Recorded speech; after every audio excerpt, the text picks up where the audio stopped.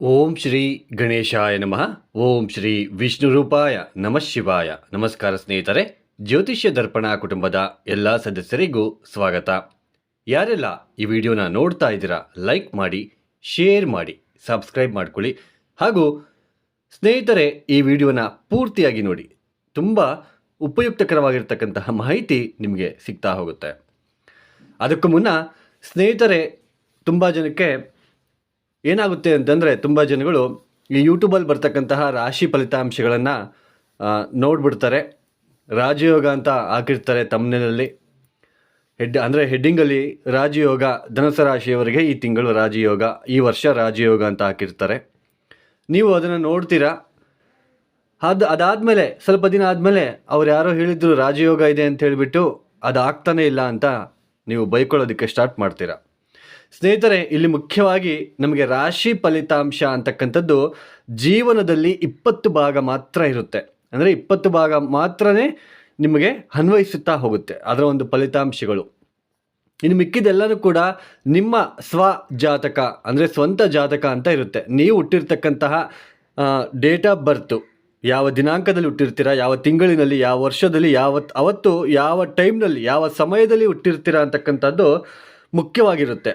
ಅಲ್ಲಿ ಆ ಒಂದು ನೀವು ಹುಟ್ಟಿರ್ತಕ್ಕಂತಹ ಸಮಯದಲ್ಲಿ ನಿಮಗೆ ಕೆಲವೊಂದು ಗ್ರಹಸ್ಥಿತಿ ತುಂಬ ಚೆನ್ನಾಗಿತ್ತು ಅಂತಂದರೆ ನಿಮಗೆ ಯಾವುದೇ ರೀತಿಯಾದಂತಹ ಜ್ಯೋತಿಷ್ಯದ ಒಂದು ಅವಶ್ಯಕತೆ ಇರೋದಿಲ್ಲ. ಅಲ್ಲದೆ ನಿಮಗೆ ಹುಟ್ಟಿರ್ತಕ್ಕಂತಹ ಸಮಯದಲ್ಲಿ ಏನಾದರೂ ತೊಂದರೆ ಆಗ್ತಕ್ಕಂತಹ ಒಂದು ಸ್ಥಿತಿಯಲ್ಲಿ ಗ್ರಹಗತಿಗಳು ಏನಾದರೂ ಇದ್ದ ಪಕ್ಷದಲ್ಲಿ ನಿಮಗೆ ಸ್ವಲ್ಪ ಜ್ಯೋತಿಷ್ಯದ ಒಂದು ಮೊರೆ ಹೋಗ್ತಕ್ಕಂತಹ ಒಂದು ಸಮಯ ಬರ್ತಾ ಹೋಗುತ್ತೆ. ಅದರಲ್ಲೂ ಕೂಡ ಈಗ ಏನಾಗ್ಬಿಟ್ಟಿದೆ ಅಂದರೆ, ಎಲ್ಲಿ ನೋಡಿದ್ರು ಕೂಡ ತುಂಬಾ ರೆಡಿಮೇಡ್ ಫುಡ್ಡು ಬೇಕಾಗಿರ್ತಕ್ಕಂಥದ್ದು. ಅಂದರೆ ಈ ಒಂದು ನಿಮಗೆ ಇವಾಗ ಟೈಮ್ ಸರಿ ಇಲ್ಲ, ಇನ್ನೂ ಸ್ವಲ್ಪ ದಿನ ಕಾಯಬೇಕಾಗುತ್ತೆ, ಈ ಥರ ಪರಿಹಾರ ಮಾಡ್ಕೊಳ್ಳಿ ಅಂತ ಹೇಳಿದರೆ ಜನಕ್ಕೆ ಇಷ್ಟ ಆಗೋದಿಲ್ಲ. ಅವ್ರಿಗೆ ಏನಾಗಬೇಕು, ಯಾವಾಗ ಆಗಿಬಿಡುತ್ತೆ, ಬೇಗ ಆಗಿಬಿಡಬೇಕು, ಆ ಥರ ಏನಾದರೂ ಒಂದು ಪೂಜೆ ಮಾಡಿಕೊಡಿ ಅಥವಾ ಇನ್ನೊಂದು ಮಾಡಿಕೊಡಿ. ಸುಮ್ಮನೆ ದುಡ್ಡುಗಳನ್ನು, ಒಂದು ಹಣವನ್ನು ವ್ಯರ್ಥ ಮಾಡ್ಕೊಳ್ತಾ ಹೋಗ್ತಾ ಇರುತ್ತಾರೆ.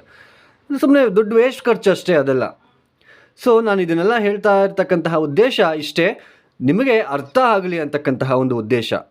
ಸೊ ನಿಮ್ಮ ಸ್ವಂತ ಜಾತಕದಲ್ಲಿ ಏನಾದರೂ ದಶಾಭುಕ್ತಿ ಚೆನ್ನಾಗಿಲ್ಲ ಅಂತಂದರೆ ಅಥವಾ ಗ್ರಹಸ್ಥಿತಿಗಳು ಚೆನ್ನಾಗಿಲ್ಲ ಅಂತಂದರೆ ಸ್ವಲ್ಪ ಆ ಒಂದು ಕರ್ಮ ಅಂತಕ್ಕಂಥದ್ದನ್ನು, ನಾವು ಏನು ತಪ್ಪುಗಳನ್ನು ಮಾಡಿರ್ತೀವೋ ಅದನ್ನೆಲ್ಲ ಅನುಭವಿಸಿದ ಆದಮೇಲೆ ನಮಗೆ ಒಳ್ಳೆ ದಿನಗಳು ಪ್ರಾರಂಭ ಆಗ್ತಾ ಹೋಗುತ್ತೆ.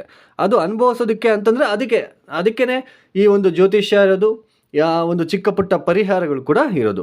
ಹಾಗಾದರೆ ಬನ್ನಿ ಸ್ನೇಹಿತರೆ, ಇದೇ ಒಂದು 2024 ಮೇ 1ನೇ ತಾರೀಕಿನಿಂದ 2025 ಮೇ 15ನೇ ತಾರೀಕಿನ ತನಕ ಗುರುಗ್ರಹ ವೃಷಭ ರಾಶಿಯಲ್ಲಿ ಸಂಚಾರವನ್ನು ಮಾಡ್ತಾ ಇದ್ದಾರೆ.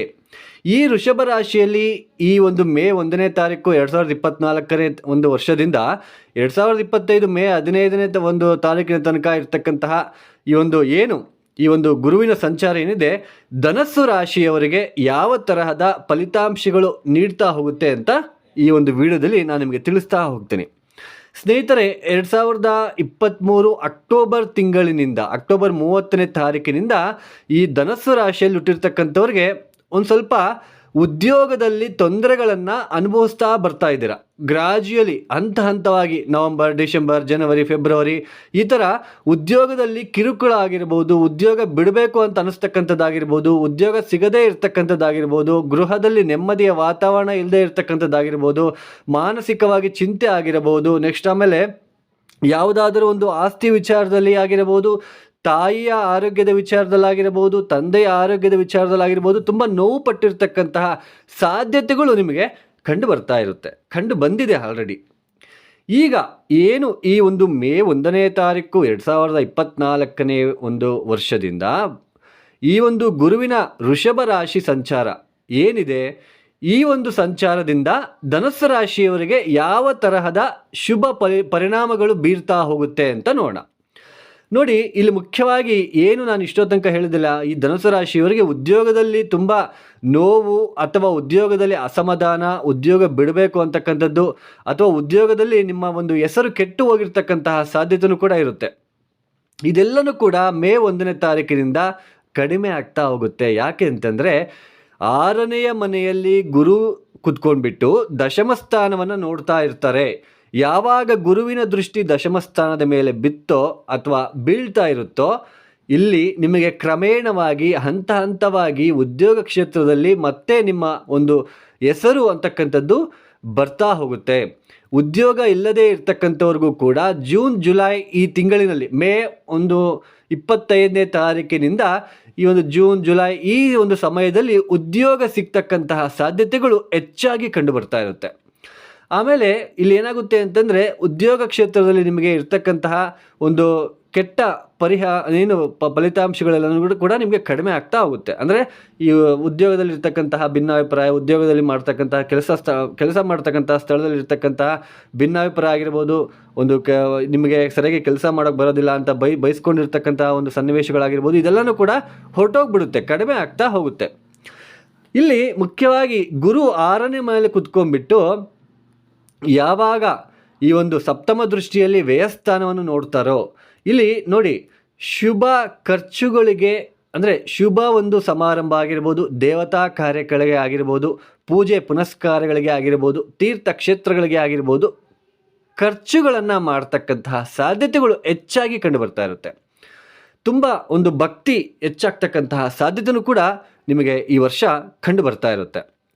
ಆಮೇಲೆ ಆಕಸ್ಮಿಕವಾಗಿ ತಂದೆಯ ಕಡೆಯಿಂದ ನಿಮಗೆ ಒಂದು ಒಳ್ಳೆಯ ಒಂದು ಪಾಸಿಟಿವ್ ಏನೋ ಒಂಥರ ಸಂತೋಷಕರವಾಗಿರ್ತಕ್ಕಂತಹ ಘಟನೆ ಕೂಡ ನಡೀತಕ್ಕಂತಹ ಸಾಧ್ಯತೆಯೂ ಕೂಡ ಕಂಡು ಬರ್ತಾ ಇರುತ್ತೆ. ಅದಾದ ನಂತರ ಚತುರ್ಥಾಧಿಪತಿ ನಮಗೆ 6ನೇ ಮನೆಯಲ್ಲಿ ಕುತ್ಕೊಂಡಾಗ ಮನೆಯ ಒಂದು ಬದಲಾವಣೆ ಕೂಡ ಸಾಧ್ಯತೆ ಇರುತ್ತೆ. ಅಂದರೆ ವಾಸಸ್ಥಳ ಆಗಿರ್ಬೋದು, ನೀವಿರ್ತಕ್ಕಂತಹ ಮನೆ ಆಗಿರ್ಬೋದು, ಬದಲಾವಣೆ ಆಗ್ತಕ್ಕಂತಹ ಸಾಧ್ಯತೆಗಳು ಈ ವರ್ಷ ಹೆಚ್ಚಾಗಿ ಕಂಡು ಬರ್ತಾ ಇರುತ್ತೆ. ಸಡನ್ನಾಗಿ ನೀವು ಎಲ್ಲೋ ಯಾವುದೋ ಊರಲ್ಲಿ ಇರ್ತೀರಾ, ಮತ್ಯಾವುದೋ ಊರಿಗೆ ಹೋಗಬೇಕಾಗಿರೋ ಪರಿಸ್ಥಿತಿ, ಅಲ್ಲಿ ಹೋಗಿ ಇರಬೇಕಾಗಿರೋ ಪರಿಸ್ಥಿತಿ, ಉದ್ಯೋಗದಲ್ಲಿ ಆಗಿರ್ಬೋದು, ನೀವಿರ್ತಕ್ಕಂತಹ ಈಗ ಏನು ನೀವು ಉದ್ಯೋಗ ಮಾಡ್ತಾ ಇದ್ದೀರಾ ಆ ಒಂದು ಕಂಪ್ನಿ ಆಗಿರ್ಬೋದು, ಬೇರೆ ಕಂಪ್ನಿ ಆಗಿರ್ಬೋದು, ಒಟ್ಟು ಕಂಪ್ನಿ ಚೇಂಜ್ ಆಗ್ತಕ್ಕಂಥದ್ದಾಗಿರ್ಬೋದು, ಅಥವಾ ನಿಮ್ಮ ಒಂದು ಡಿಸಿಗ್ನೇಷನ್ ಆಗಿರ್ಬೋದು. ಈಗ ನೀವೇನೋ ಒಂದು ಸಣ್ಣ ಕೆಲಸ ಮಾಡ್ತಾ ಇರ್ತೀರಾ, ಸಡನ್ನಾಗಿ ಯಾವುದಾದ್ರೂ ಒಂದು ಪ್ರಮೋಷನ್ ಕೂಡ ಸಿಗ್ತಕ್ಕಂತಹ ಸಾಧ್ಯತೆಗಳು ಈ ವರ್ಷದಲ್ಲಿ ನಿಮಗೆ ಕಂಡು ಬರ್ತಾ ಇರುತ್ತೆ. ಇಲ್ಲಿ ನಿಮಗೆ ಮುಖ್ಯವಾಗಿ ನೆಗೆಟಿವ್ ರಿಸಲ್ಟ್ಸ್ ಏನಪ್ಪ ಅಂತಂದರೆ, ಆಸ್ತಿಯ ವಿಚಾರದಲ್ಲಿ ಸ್ವಲ್ಪ ಗೊಂದಲ ಉಂಟಾಗ್ತಾ ಹೋಗುತ್ತೆ, ಮನೆಯ ವಿಚಾರ, ಆಮೇಲೆ ಗೃಹ ಬದಲಾವಣೆ ಆಗ್ತಕ್ಕಂತಹ ಸಾಧ್ಯತೆಗಳು ಹೆಚ್ಚಾಗಿ ಕಂಡು ಬರ್ತಾ ಇರುತ್ತೆ. ಆಮೇಲೆ ಇಲ್ಲಿ ಏನಾಗುತ್ತೆ ಅಂತಂದರೆ, ಈ ಧನುಸ್ಸು ರಾಶಿಯವರಿಗೆ ಈ ಒಂದು 6ನೇ ಮನೆಯಲ್ಲಿ ರಾಶ್ಯಾಧಿಪತಿ 6ನೇ ಮನೆಯಲ್ಲಿ ಕುತ್ಕೊಂಡಾಗ ಶತ್ರುಗಳನ್ನು ಹಿಮ್ಮೆಟ್ಟಿ ಮುಂದಕ್ಕೆ ಹೋಗ್ತಕ್ಕಂತಹ ಸಾಧ್ಯತೆ, ಶತ್ರುಗಳನ್ನು ಸೋಲಿಸ್ಬಿಟ್ಟು ಮುಂದಕ್ಕೆ ಹೋಗೋದಕ್ಕೆ ಅವಕಾಶಗಳು ಸಿಗ್ತಾ ಹೋಗುತ್ತೆ. ಉದ್ಯೋಗ ಒಂದು ವಿಚಾರದಲ್ಲಿ ಒಂದು ಕಾನ್ಸಂಟ್ರೇಷನ್ ಮಾಡ್ತಾ ಹೋಗ್ತೀರಾ. ಆಮೇಲೆ ನೀವು ಅಂದ್ಕೊತೀರಾ ಮೇ 1ನೇ ತಾರೀಕಿನಿಂದ ನಾನು ಈ ಹಿಂದೆ ಇದ್ದಂಗೆ ಇಲ್ಲ, ನಾನು ತುಂಬ ಚೇಂಜ್ ಆಗ್ತಾ ಇದ್ದೀನಿ, ನನ್ನಲ್ಲಿ ಏನೋ ಬದಲಾವಣೆ ಆಗ್ತಾ ಇದೆ ಅಂತಕ್ಕಂತಹ ಭಾವನೆ ಕೂಡ ನಿಮಗೆ ಬರ್ತಾ ಹೋಗುತ್ತೆ. ಇದಾದ ನಂತರ ತುಂಬಾ ಈ ಒಂದು ಸ್ಪರ್ಧಾತ್ಮಕ ಪರೀಕ್ಷೆಗಳಲ್ಲಿ ಯಾರ್ಯಾರು ಕಟ್ಟಿರ್ತೀರೋ ಅವರಿಗೆ ಇಲ್ಲಿ ಏನಾಗುತ್ತೆ ಅಂತಂದರೆ, ತುಂಬ ಒಂದು ಪಾಸಿಟಿವ್ನೆಸ್ ಕ್ರಿಯೇಟ್ ಆಗ್ತಾ ಹೋಗುತ್ತೆ. ಅಂದರೆ ಅವರು ಉತ್ತೀರ್ಣನಾಗೋದಕ್ಕೆ, ಅವರು ಜಯಶಾಲಿ ಆಗೋದಕ್ಕೆ ಇಲ್ಲಿ ಅವಕಾಶಗಳು ಸಿಗ್ತಾ ಹೋಗುತ್ತೆ. ಸ್ಪರ್ಧಾತ್ಮಕ ಪರೀಕ್ಷೆಗಳಲ್ಲಿ ಉತ್ತೀರ್ಣರಾಗಿರಬಹುದು ಅಥವಾ ಜಯಶೀಲರಾಗಿರಬಹುದು, ಎರಡೂ ಒಂದೇ ಆಗುತ್ತೆ. ಜಯಶೀಲ ಆಗ್ತಕ್ಕಂತಹ ಸಾಧ್ಯತೆಗಳು ಹೆಚ್ಚಾಗಿ ಕಂಡು ಬರ್ತಾ ಇರುತ್ತೆ. ಆಮೇಲೆ ಇಷ್ಟು ದಿನ ಏನಾದರೂ ನಿಮಗೆ ಏನಾದರೂ ಸ್ವಲ್ಪ ಸಣ್ಣ ಪುಟ್ಟ ಕಾಯಿಲೆ ಏನಾದರೂ ಬಂದು ನಿಮಗೆ ಏನಾದರೂ ತೊಂದರೆ ಕೊಡ್ತಾ ಇದ್ದರೆ, ಇನ್ಮೇಲೆ ಆ ಕಾಯಿಲೆ ಎಲ್ಲ ದೂರ ಆಗ್ತಕ್ಕಂತಹ ಸಾಧ್ಯತೆಗಳು ಹೆಚ್ಚಾಗಿ ಕಂಡು ಬರ್ತಾ ಇರುತ್ತೆ. ಒಂದು ಎಲ್ಲಿ ಇಲ್ಲದ ಒಂದು ಶಕ್ತಿ ಬರ್ತಕ್ಕಂಥದ್ದು, ಒಂದು ಕರೇಜ್ ಬರ್ತಕ್ಕಂಥದ್ದು, ಧೈರ್ಯ ಬರ್ತಕ್ಕಂಥದ್ದು, ಒಂದು ದೇವತಾ ಕಾರ್ಯಗಳಲ್ಲಿ ಆಸಕ್ತಿ ಹೆಚ್ಚಾಗ್ತಕ್ಕಂಥದ್ದು. ಈ ಹಿಂದೆ ನೀವೇನು ಚಿಕ್ಕ ಪುಟ್ಟ ತಪ್ಪುಗಳು ಎಡವಿ ನೀವು ತಪ್ಪುಗಳನ್ನು ಮಾಡಿರ್ತೀರಲ್ವ, ಅದನ್ನೆಲ್ಲ ತಿದ್ಕೊಂಡ್ಬಿಟ್ಟು ನಾನು ಈಗ ಬದಲಾಗ್ತಾ ಇದ್ದೀನಿ, ಈ ತರಹನೇ ನೀವು ಯೋಚನೆ ಮಾಡ್ಕೊತ ಮುಂದಕ್ಕೆ ಹೋಗ್ತಕ್ಕಂತಹ ಸಾಧ್ಯತೆಗಳು ಹೆಚ್ಚಾಗಿ ಕಂಡು ಬರ್ತಾ ಇರುತ್ತೆ. ಒಟ್ಟಾರೆಯಾಗಿ ಧನುಸ್ಸು ರಾಶಿಯವರಿಗೆ ಮೇಯಿಂದ ಉದ್ಯೋಗದಲ್ಲಿ ತುಂಬ ಮಹತ್ವವಾಗಿರ್ತಕ್ಕಂತಹ ಬದಲಾವಣೆಗಳು, ಸ್ಪರ್ಧಾತ್ಮಕ ಪರೀಕ್ಷೆಗಳಲ್ಲಿ ಜಯಶೀಲ ಆಗ್ತಕ್ಕಂಥದ್ದು, ಆರೋಗ್ಯದಲ್ಲಿ ಏನಾದರೂ ಅನಾರೋಗ್ಯದಲ್ಲಿ ನೀವು ತುಂಬ ಸಮಸ್ಯೆಗಳನ್ನು ನೀವು ಅನುಭವಿಸ್ತಾ ಇದ್ದರೆ, ಇನ್ನು ಮುಂದಕ್ಕೆ ಆರೋಗ್ಯವಂತರಾಗಿ ನೀವು ಮುಂದಕ್ಕೆ ಹೋಗೋದಕ್ಕೆ ಅವಕಾಶ ಸಿಗ್ತಕ್ಕಂಥದ್ದು, ದೇವತಾ ಕಾರ್ಯಗಳಲ್ಲಿ ಯಶಸ್ಸು ಅಥವಾ ಮನಸ್ಸು ಬರ್ತಕ್ಕಂಥದ್ದು, ಈ ತರಹ ಒಂದು ಫಲಿತಾಂಶಗಳು ನಿಮಗೆ ಸಿಗ್ತಾ ಹೋಗುತ್ತೆ. ಆದರೆ ಆಸ್ತಿಯ ವಿಚಾರದಲ್ಲಿ ತುಂಬ ಜಾಗೃತಿ ಆಗಿರಬೇಕು. ಇಲ್ಲೇನಾಗುತ್ತೆ ಅಂತಂದರೆ, ನೀವು ಯಾವುದೋ ಸೈಟ್ ತೊಗೊಂಡಿರ್ತೀರ, ಸೈಟ್ ಬರಬೇಕಾಗಿರುತ್ತೆ ಅಥವಾ ಸೈಟಿಗೆ ನೀವು ದುಡ್ಡು ಕಟ್ಟಿರ್ತೀರಾ, ಇಲ್ಲಿ ಸ್ವಲ್ಪ ಎಚ್ಚರಿಕೆಯನ್ನು ವಹಿಸಿ. ಆದರೆ ಇಲ್ಲೇನು ಮೇಜರಾಗಿ ತೊಂದರೆ ಏನಾಗೋದಿಲ್ಲ, ಬಟ್ ಆದ್ರೂ ಕೂಡ ಎಚ್ಚರಿಕೆಯಿಂದ ನೀವು ಮುಂದುವರೆಯೋದು ತುಂಬ ಉತ್ತಮ. ಈ ಧನಸ್ಸು ರಾಶಿಯವರು ನೀವು ಮಾಡಬೇಕಾಗಿರೋ ಕೆಲಸ ಏನಪ್ಪ ಅಂತಂದರೆ, ಈ ಒಂದು ಪ್ರತಿ ಗುರುವಾರನೂ ಕೂಡ ಶಿವನ ದೇವಸ್ಥಾನದಲ್ಲಿ ಬಾಳೆಹಣ್ಣನ್ನು ಹಂಚೋದಕ್ಕೆ ಪ್ರಯತ್ನ ಪಡಿ.